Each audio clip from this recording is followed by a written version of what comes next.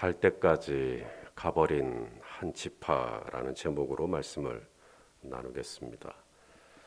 갈 때까지 가버린 이 한 지파는 단이라고 하는 지파를 지금 이야기하려고 하는 겁니다. 사사기 1장부터 16장까지 우리는 여러 사사들을 보았습니다. 사사들의 마지막 사사가 이제 삼손이었죠. 삼손을 끝으로 더 이상 사사에 대한 이야기는 나오지 않습니다. 그런데 사사기는 16장에서 끝나지 않고 21장에서 끝납니다. 삼손을 이을 다른 사사에 대한 스토리가 없는데, 그러면 17장부터 21장까지는 뭐라는 건가? 학자들은 그것을 일종의 부록으로 봅니다. 부록. 이 사사기를 누가 썼느냐? 이 저자가 불분명합니다. 사실 이 사사기가 시작되는 1장에서도 어떤 근거도 없습니다. 다만 탈무드에 보면 이 사사기의 저자가 사무엘로 나옵니다. 이 사무엘은 이스라엘의 마지막 사사죠. 이스라엘 역사의 마지막 사사이면서 이스라엘의 그 왕정 시대를 열었던 그 분기점이 바로 사무엘입니다. 사무엘이 사울 왕에게 이제 기름을 붓고 이제 왕이 되고, 그래서 왕정 시대를 열었던 마지막 사사가 이제 사무엘인데, 사무엘이 이 사사기를 기록하고 룻기도 사무엘이 기록을 했다고 탈무드에 보면 나와 있어요. 그래서 사무엘이 왜 사사기를 기록을 했을까? 이 사사기에서 자꾸 강조하는 것 중에 하나가 뭐냐면 이스라엘의 왕이 없으므로 자꾸 요 얘기를 해요. 자, 우리 사사기 17장 6절 말씀을 한번 볼까요? 자, 시작. 그때는 이스라엘의 왕이 없었으므로 사람마다 자기 소견에 오른 대로 행하였더라. 또 18장 1절에도 보면 어떻게 시작되죠? 그때에 이스라엘이 왕이 없었고 그래서 이렇게 저렇게 됐다. 19장 1절에서도 이스라엘의 왕이 없을 그때에 어떤 시대적인 상황을 설명을 할 때 이스라엘의 왕이 없었다. 또 21장 25절도 보겠습니다. 그때는 이스라엘의 왕이 없으므로 사람이 각기 자기의 소견에 오른 대로 행하였더라. 사사기를 기록한 이유는 이제 우리말 성경으로는 사사기 다음에 룻기가 있고 사무엘상하, 열왕기상하 이렇게 되는데, 본래 히브리어 성경 원어로는 사사기 다음에 바로 사무엘상하, 열왕기상하입니다. 룻기는 사사기랑 붙어 있어요. 사사기, 룻기가 나누어져 있는 게 아니라 사사기에 붙어 있는 게 룻기입니다. 그래서 사사기, 룻기가 그냥 한 권이고 사무엘상하, 열왕기상하. 그래서 곧바로 이제 사무엘 역사가 시작이 되는데, 사무엘은 사사기를 통해서 정확하게 이 메시지를 전하고 싶었던 거예요. 이스라엘의 사사 시대가 있었고 여러 사사가 있었고 뭐 삼손도 있었고 기드온도 있었고 예후도 있었고 입다도 있었고 드보라도 있었고 많은 사사들이 있었지만 왕이 있어야 했다는 거예요. 이스라엘은 왕정 시대가 됐어야 했다. 이런 그 역사적인 정통성을 이야기하기 위해서 사사기가 기록이 된 겁니다. 그래서 이스라엘에 왕이 없었기 때문에 이렇게 심란하고 이렇게 부패하고 이렇게 문제가 많았다.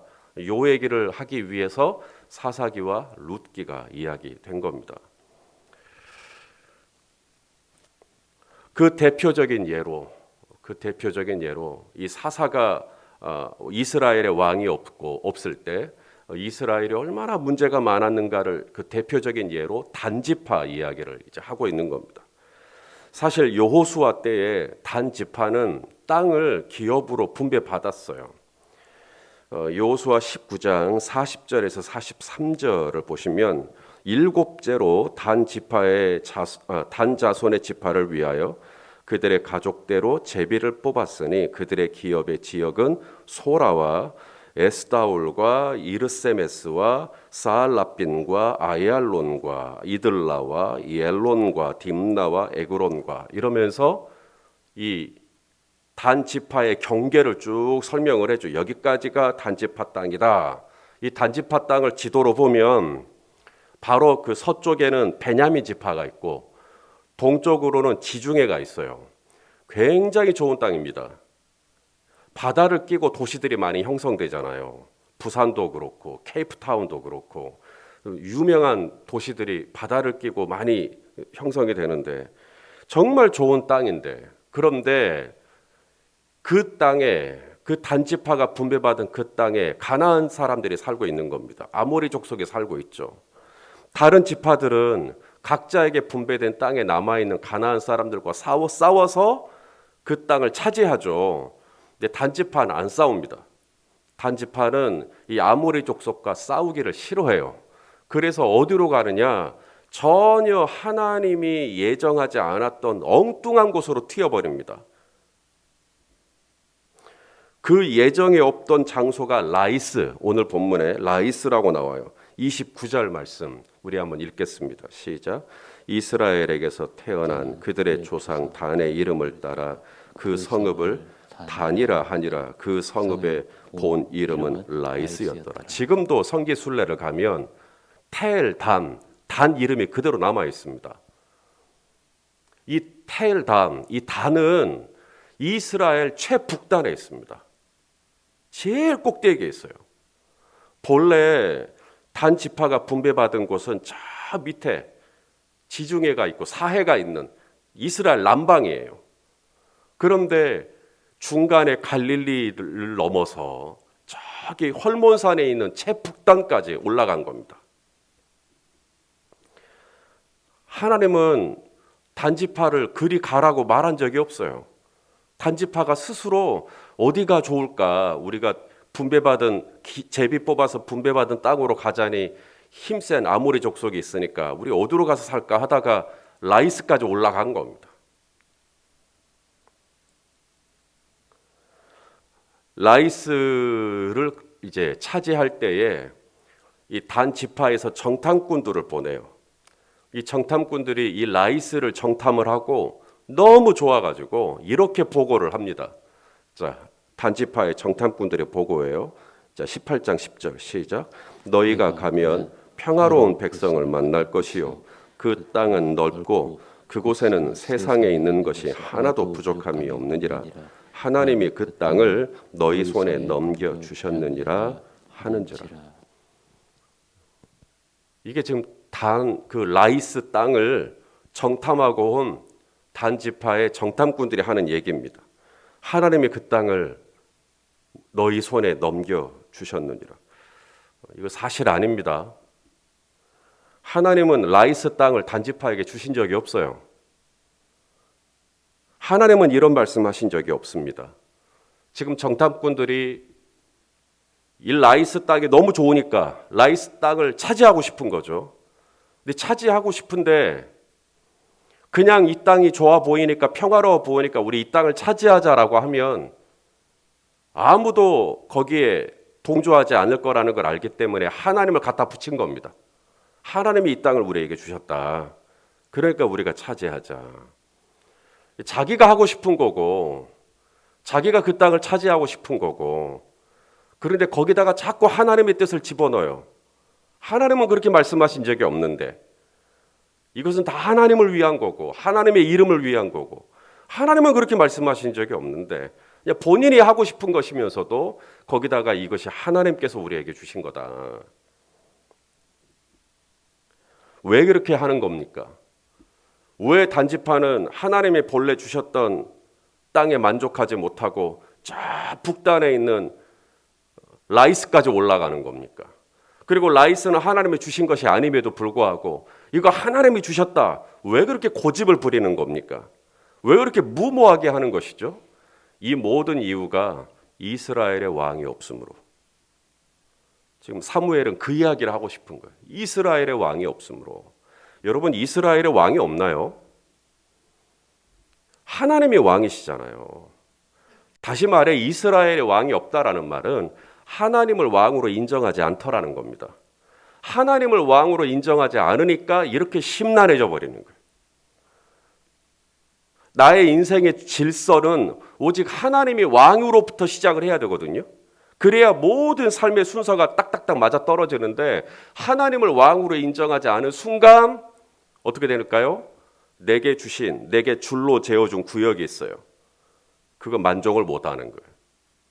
그리고는 내 눈에 보기에 좋아 보이는 저 라이스, 이미 그곳에는 평화롭게 사는 사람들이 있었는데 그 땅에 가서 라이스에 사는 사람들을 도륙하죠.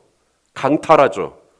무슨 이런 산적도 없고 이 강도 같은 그런 모습으로 가서 그들을 다 죽입니다. 그리고는 이거 하나님이 우리에게 주셨다. 요한계시록 7장에 보면 14만 4천 명이 나옵니다. 구원받은 하나님의 백성들의 숫자죠. 상징적인 겁니다. 14만 4천 명. 그리고 12지파의 이름이 나와요. 근데 12지파의 이름을 보면 르우벤, 스불론, 유다, 레위 다 있는데 12지파의 이름 중에 아무리 눈 씻고 찾아봐도 단지파의 이름은 없어요. 단지파의 이름이 마지막 요한계시록에 가서 그 이름이 삭제돼 버립니다. 그 이름이 빠져버려요. 하나님이 생명책에서 단지파를 빼버린 겁니다. 왜 그랬을까? 원래 12지파 중에 하나가 단지파인데 왜 단지파가 요한계시록에서 생명책에서 삭제가 돼버렸을까? 여러 이유를 말할 수 있지만 사사기에 나오는 이 단지파의 모습이 바로 그 대표적인 모습이에요. 하나님이 주신 기업에서 이탈하고 자기 멋대로 땅을 차지하고 그곳에 있는 사람들을 다 죽여버리고 그리고는 하나님이 이건 우리에게 주신 거다. 거기다가 하나님의 이름을 갖다 붙이는 또 하나가 있습니다. 이 단지파가 라이스까지 올라갈 때 중간에 들린 곳이 있었어요. 에브라임 산지에 있는 미가의 집입니다. 이 미가의 집에는 한 레위인이 있었습니다. 이 미가라는 사람이 얼마나 잘 나가는 사람이었는지는 모르지만 미가가 개인적으로 고용한 레위인이 따로 있었어요. 이 정탐꾼들이 라이스까지 올라가려고 할 때 거리가 굉장히 멀어요. 그래서 중간에 에브라임 산지에 들려서 이 미가의 집에 들렸다가 이 레위인을 만납니다. 제사장이죠. 그래서 이 레위인에게 하나님의 뜻을 나름 안다고 하는 영적인 제사장이니까 물어요. 혹시 우리가 저 라이스 땅에 올라가는 것이 하나님께서 정말 축복해 주시는 그런 거겠냐? 그때 이 미가의 집에 개인적으로 고용된 이 레위인이 하나님의 이름으로 축복을 해줍니다. 가라고 평화롭게 하나님께서 그 땅을 차지하게 해줄 거라고. 우리 18장 6절 말씀입니다. 읽어보시죠. 시작. 그 제사장이 그들에게 이르되 평안히 가라. 너희가 가는 길은 여호와 앞에 있느니라 하니라. 이 예언을 힘입고 라이스까지 올라갔는데 라이스 땅이 너무 좋아 보이는 거예요. 그러니 라이스 땅을 차지하는 데 있어서 이 제사장이 자꾸 생각이 나는 겁니다. 이 제사장이 축복해 주니까 우리 단지파가 라이스 땅을 얻었다 이렇게 생각을 하는 거죠. 그래서 라이스 땅으로 차지하러 올라가는 길에 에브라임 산지에 들려서 미가의 집에 들려요. 그리고 그 레위인을 자기들이 이 단지파의 제사장으로 한 집안의 제사장이 되지 말고 우리 지파, 우리 족속의 제사장이 되는 게 낫지 않겠냐? 개인을 위한 제사장 말고 공동체를 위한 제사장이 되는 게 낫지 않겠냐? 그러니까 레위인이 마음이 혹하죠. 나 그렇게 하겠다고. 그래서 따라갑니다. 자, 우리 18장 19절 말씀입니다. 읽어보시죠. 그들이 그에게 이르되 잠잠하라. 내 손을 입에 대라. 우리와 함께 가서 우리의 아버지와 제사장이 되라. 네가 한 사람의 집에 제사장이 되는 것과 이스라엘의 한 지파 한 족속의 제사장이 되는 것 중에서 어느 것이 낫겠느냐 하는지라.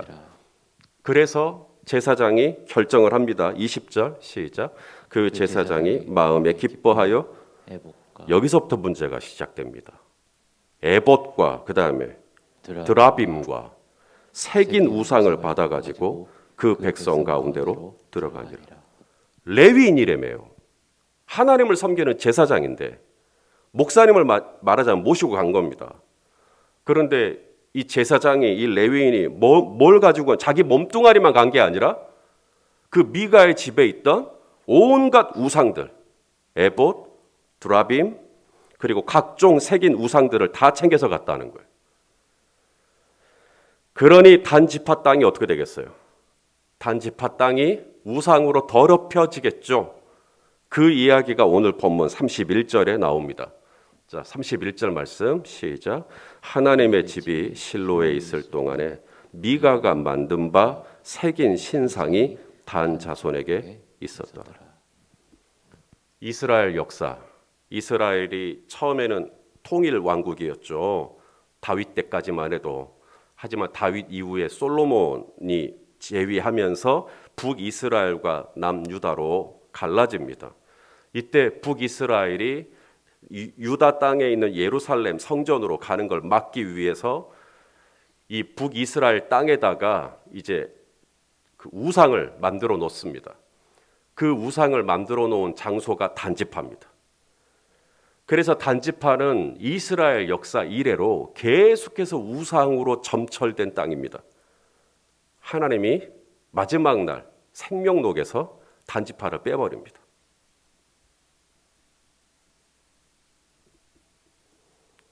단지파는 하나님께서 주시기로 예정된 축복의 땅에 있었지만 그 땅을 떠나 자기들 눈에 좋은 대로 라이스 땅을 제멋대로 취한 지파입니다.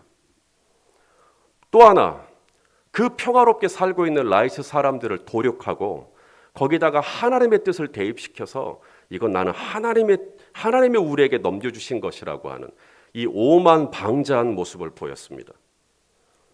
더군다나 미가의 집에 있던 한 레위인을 자신들의 지파를 위한 제사장으로 데리고 모시고 감에 있어서 온갖 우상들을 다 데리고 갔어요.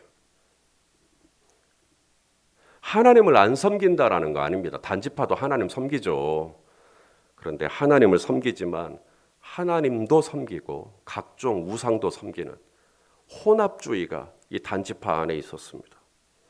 그러니 나중에는 하나님의 이 축복이 단지파에 더 이상 있을 수가 없는 거죠. 레위인도 마찬가지입니다. 하나님은 다른 지파에게 땅을 다 분배했지만 땅을 분배하지 않은 유일한 한 평의 땅도 허락하지 않은 유일한 지파가 있는데 레위 지파입니다. 하나님은 레위인들을 이스라엘 전역으로 흩으셨어요. 왜냐하면 땅이 없으니까. 그러면 레위인들은 유다 땅에 가서 살든 스불론 지파의 땅에 가서 살든 이사갈 지파의 땅에 가서 살든 베냐민 지파의 땅에 가서 살든 그 지파의 사람들이 이 레위인들을 지켜줬어요. 레위인이 몇 명이 자기들 지파에 들어오든지 간에 레위인들이 거주할 수 있는 땅과 집을 다 지파가 마련해 줬어요. 이 레위인들의 생계를 모든 이스라엘 12지파가 책임지도록 그렇게 하셨어요. 그래서 레위인들은 하나님의 말씀을 전하는, 하나님을 예배하는 데 중요한 역할을 하는 사제들이기 때문에 하나님께서 그렇게 책임져 주신 것이죠. 그래서 레위인은 어느 누구에게도 속하지가 않아요. 개인 미가를 위해서 존재하는 게 아니라 하나님을 위해서 존재하는 게 레위인입니다. 그런데 오늘 이 사사기에 나오는 레위인의 모습은 미가의 집에 속한 제사장이 되어버렸어요. 하나님에게 속한 제사장이 아니라.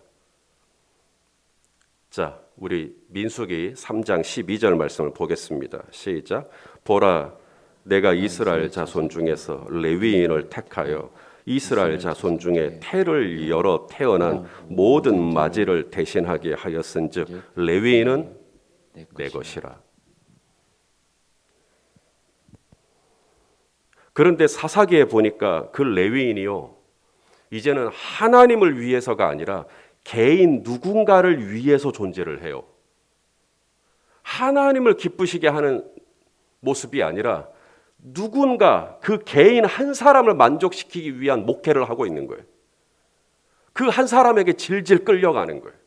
그 한 사람에게 완전히 묶여가지고 하나님을 위한 목회를 아니라 한 사람을 만족시키기 위한 목회로 끌려가고 있는 거예요.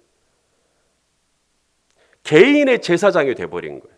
개인을 위한 목회자가 돼버린 거예요. 또한 이 레위인이 장소를 이동하거나 소속을 이동할 때는 하나님의 뜻을 묻고 하나님의 마음을 살핀 다음에 소명을 따라 움직여야 되는데 이익을 따라 움직입니다. 야, 한 집안에 제사장으로 있는 것보다 우리 지파의 제사장으로 있는 게 낫지 않느냐. 소득이 달라지겠죠. 바로 옮겨버립니다. 이 모든 부패한 이야기의 원인이 뭐라는 거예요? 사무엘이 이야기하고 싶은 것. 이스라엘에 뭐가 없어요? 왕이 없으니까. 이스라엘에 왕이 없으니까. 오늘도 이 새벽에 우리 성도님들 더 주무실 수 있었지만 나오셨잖아요. 내가 더 잠을 잘 수 있었지만 내가 더 잠을 잘 수 있는 이 권리를 내려놓고 이 전에 나오시고 또 온라인으로 지금 함께 예배드리시고 왜 그럴까요?